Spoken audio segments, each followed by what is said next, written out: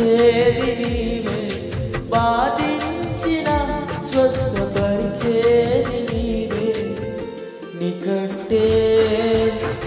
నీకంటే నమ్మదగిన దేవుడెవరయ్యా? నీవుంటే నాతో ఏ భయము లేదయ్యా.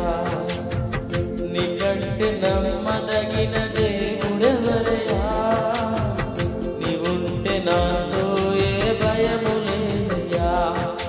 మేలు కొరకే అన్నీ జరిగించు యేసయ్యా, కీడు వెనక్కి ఆశీర్వాదం పంపుతావయ్యా. మేలు కొరకే అన్నీ జరిగించు యేసయ్యా, కీడు వెనక్కి ఆశీర్వాదం పంపుతావయ్యా. నీక